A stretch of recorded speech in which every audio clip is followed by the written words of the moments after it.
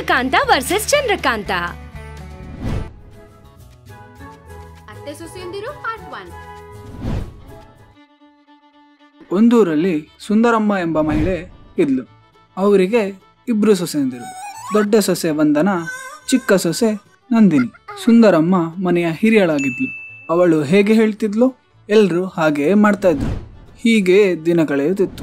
ಒಂದು ದಿನ ಸುಂದರಮ್ಮ ಹಾಲ್ನಲ್ಲಿ ಕುಳಿತು ನಂದಿನಿ ನಂದಿನಿ ಹೀಗೆ ಜೋರಾಗಿ ಕರೆಯುತ್ತಿದ್ಲು.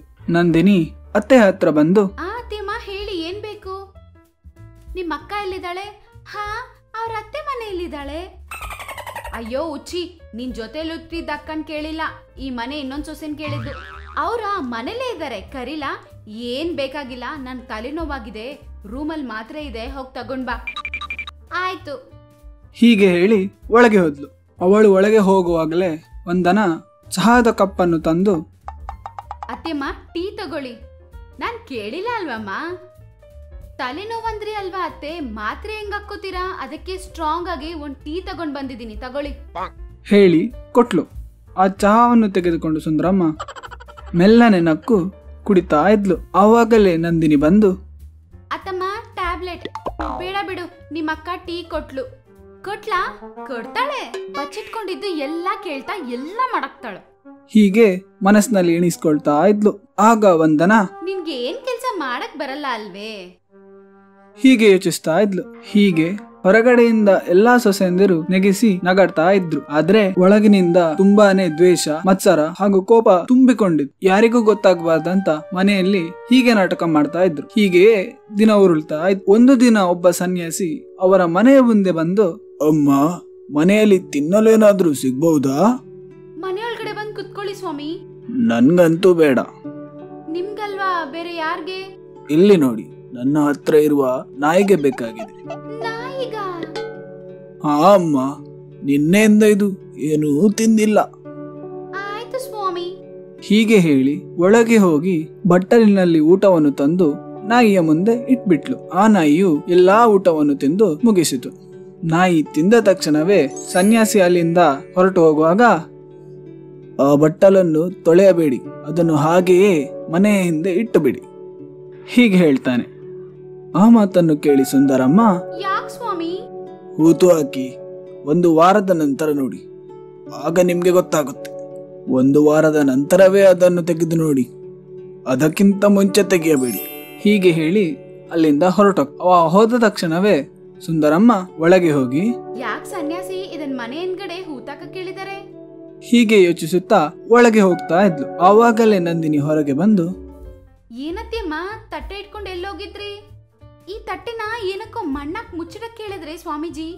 ತಟ್ಟೆನ ಮಣ್ಣಾಕ್ ಮುಚ್ಚಕ್ ಹೇಳಿದ್ರ? ಒಂದ್ ವೇಳೆ ಬಂಗಾರು ನಿಧಿಗಳೇನಾದ್ರೂ ಬರತ್ತೇನೋ ಅತ್ತೆ, ಯಾಕ್ ಮಾಡ್ಬಾರ್ದು? ಹಾ ಅತ್ತೆ, ಹಂಗೆ ಆಗಿರ್ಬೇಕು. ಸರಿ ಆಯ್ತು, ಇದನ್ನ ಮಣ್ಣಾಕ್ ಮುಚ್ಚಿಡೋಣ ಬಿಡಿ, 1 ವಾರ ಆದ್ಮೇಲೆ ಅದನ್ನ ತೆಗೆದು ನೋಡೋಣ. ಸರಿ ಆಯ್ತು, ಬನ್ನಿ ಹೋಗೋಣ. ಹೀಗೆ ಮೂವರು ಮನೆಯ ಹಿಂದೆ ಬಂದು ಚಿಕ್ಕ ಗುಂಡಿಯನ್ನು ತೋಡಿ ಬಟ್ಟಲನ್ನು ಇಟ್ಟು ಮಣ್ಣು ಹಾಕಿ ಬಿಡ್ತಾರೆ. ಆ ನಂತರ ಮನೆಯಲ್ಲಿ ಕುಳಿತುಕೊಂಡು ಯೋಚಿಸ್ತಾರೆ. ಹಾ, 1 ವಾರ ಆದ್ಮೇಲೆ ತೆಗೆದು ನೋಡಿದ್ರೆ ಅದು ಬಂಗಾರ ಆಗಿರುತ್ತೇನೋ? ಅದೇ ನಿಜ ಆದ್ರೆ ನನ್ ಮೈ ತುಂಬಾ ಬಂಗಾರ ಮಾಡಿಸ್ಕೊಂಡ್ಬಿಡ್ತೀನಿ ನಾನು. ಹೀಗೆ ಯೋಚಿಸ್ತಾಳೆ. ಆಗ ವಂದನ, ಆ ಸನ್ಯಾಸಿ ಹಂಗ್ಯಾಕ್ ಹೇಳ್ಬಿಟ್ಟೋದ? ನಿಜವಾಗ್ಲೂ ಆ ಜಾಗದಲ್ಲಿ ನಮ್ಗೇನಾದ್ರೂ ನಿಧಿ ಸಿಗತ್ತಾ? ಹಾ, ಹೀಗೆ ಯೋಚಿಸ್ತಾಳೆ. ಇಬ್ಬರು ಸೊಸೆಯಂದಿರನ್ನು ನೋಡಿ ಸುಂದರಮ್ಮ, ಇದು ನಡೆಯಕ್ ಮುಂಚೆನೆ ಇವ್ರು ಅದ್ರಲ್ಲಿ ಏನಿರುತ್ತೆ, ಸಿಕ್ಕಿದ್ರೆ ಏನ್ ಮಾಡೋಣ, ಏನೇನ್ ಒಡವೆ ಮಾಡಿಸ್ಕೊಳಲ್ಲ ಅಂತ ಯೋಚನೆ ಮಾಡ್ತಿದ್ದಾರೆ.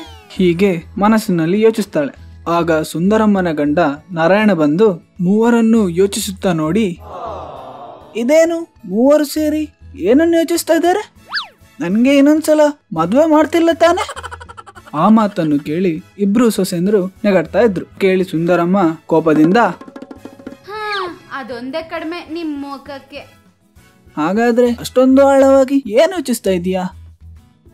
ಏನಿಲ್ಲ ಮಾವ, ಇವತ್ತು ನಮ್ ಮನೆಗೆ ಒಂದ್ ಸನ್ಯಾಸಿ ಬಂದು ಹೀಗೆ ಎಲ್ಲವನ್ನು ಹೇಳಿಬಿಡ್ತಾಳೆ. ಎಲ್ಲವನ್ನು ಕೇಳಿಕೊಂಡು ನಾರಾಯಣ ಆಶ್ಚರ್ಯಗೊಂಡು, ಹಾಗೆಯೇ ಏನು ಇಲ್ಲ ಮಗಳೇ, ಅವನು ನಮ್ಮನ್ನು ಮೂರ್ಖರನ್ನಾಗಿಸುತ್ತಿದ್ದಾನೆ. 1 ವಾರ ಬಿಟ್ಟು ನೋಡಿ, ಅದರಲ್ಲಿ ಮಣ್ಣನ್ನು ಬಿಟ್ಟು ಬೇರೆ ಏನೂ ಇರೋದಿಲ್ಲ.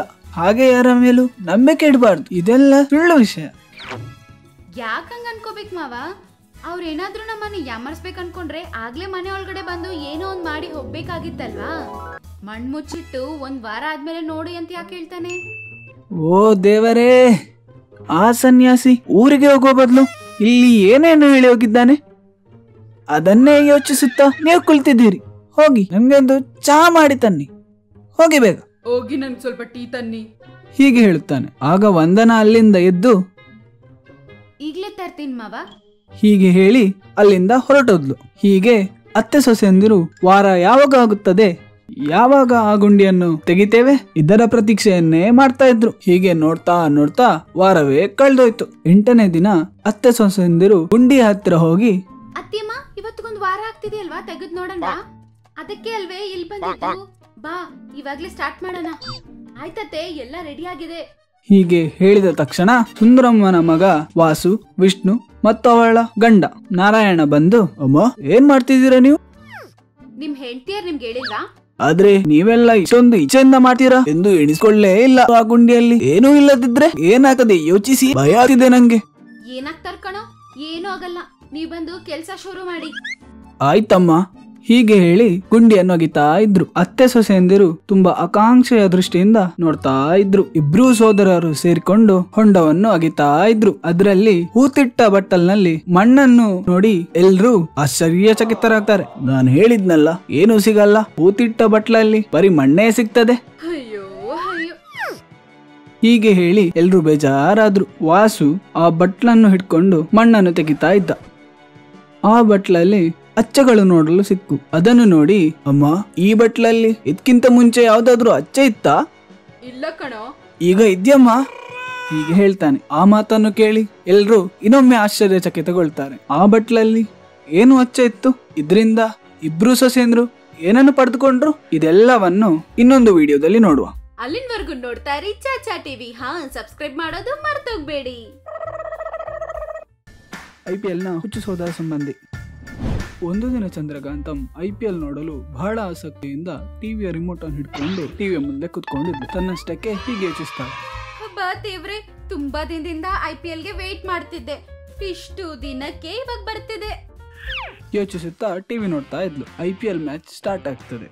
ಚೆನ್ನೈ ಟೀಮ್ ಧೋನಿ ಬ್ಯಾಟಿಂಗ್ ಮಾಡ್ತಾ ಇದ್ದ. ಅದನ್ನು ನೋಡಿ ಚಂದ್ರಕಾಂತಂ ಹೇಳ್ತಾಳೆ, ಧೋನಿ ಅನ್ನ ಬಂದ್ರು, ಧೋನಿ ಅನ್ನ ಇವತ್ ನಿನ್ ಸೆಂಚುರಿ ಓಡಿಬೇಕು, ಅದನ್ನ ನೋಡ್ಬೇಕು ಎಂದು ಯೋಚಿಸುತ್ತಾ ಬಹಳ ಎಕ್ಸೈಟ್ಮೆಂಟ್ ನಿಂದ ಟಿವಿ ನೋಡ್ತಾ ಇದ್ಲು. ಆಗ ಸಡನ್ ಆಗಿ ಕರೆಂಟ್ ಹೋಗಿ ಬಿಡ್ತದೆ. ಆಗ ಚಂದ್ರಕಾಂತಂ, ಕರೆಂಟ್ ಇವಾಗ್ಲೇ ಹೋಗ್ಬೇಕಾ, ಧೋನಿ ಅನ್ನ ಸೆಂಚುರಿ ನೋಡೋಣ ಅನ್ಕೊಂಡೆ. ಹೀಗೆ ಮನಸ್ಸಲ್ಲೇ ಯೋಚಿಸಿ ದುಃಖ ಪಡ್ತಾ ಇದ್ಲು. ಆಗ ಅವಳಿಗೆ ಒಂದು ಐಡಿಯಾ ಬರ್ತದೆ. ಬೇಗನೆ ಮಲಗಿರೋ ಸೂರ್ಯಕಾಂತಂನ ಹತ್ರ ಹೋಗಿ ಹೀಗೆ ಹೇಳ್ತಾಳೆ, ಅತ್ತಿಯಮ್ಮ, ನನ್ನ ಬುಜ್ಜಿ ಅತ್ತಿಯಮ್ಮ. ಮೆಲ್ಲನೆ ಹೇಳ್ತಾಳೆ. ಸೂರ್ಯಕಾಂತಂ ಹೇಳದೇ ಇದ್ದಾಗ ಜೋರಾಗಿ ಅತ್ತಮ್ಮ, ಓ ಅತ್ತಮ್ಮ ಗಟ್ಟಿಯಾಗಿ ಕರೀತಾಳೆ. ಚಂದ್ರಕಾಂತಂ ಜೋರಾಗಿ ಹೇಳಿದಾಗ ಎದ್ದೇಳಿದ ಸೂರ್ಯಕಾಂತಂ, ಅಯ್ಯೋ ದೇವ್ರಿ, ಏನೇ ಅಂಕಿರ್ಸಿದ್ಯಾ? ಏನಾಯ್ತೆ ರೋಗ ನಿನ್ಗೆ? ಏನೂ ಇಲ್ಲ ಅತ್ತಿಯಮ್ಮ, ನಿನ್ಗೇನಾದ್ರೂ ಬೇಕಾ ಅಂತ ಕೇಳೋಣ ಅಂತ ಕರ್ದೆ. ನಿನ್ ಬಯ್ಯಾರಕ್ ಬೆಂಕಿ ಅಕ್ಕ, ಮೊದಲು ನಿನ್ಗೇನ್ ಬೇಕೋ ಹೇಳೋ.